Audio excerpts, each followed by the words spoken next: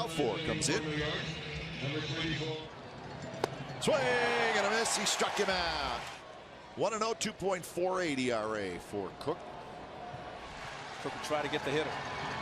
1-2 pitch, nasty slider. He strikes him out. Swing and a miss. He struck him out.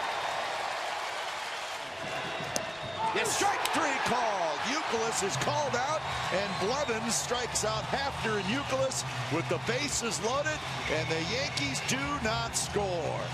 Relief pitchers who made big pitches when they needed to, and now it's up to Pat Neshek. Swing and a miss. 0-2 slider. And he got it. Nix chased it, and another A's reliever works out of a jam. So the Yankees strand 2.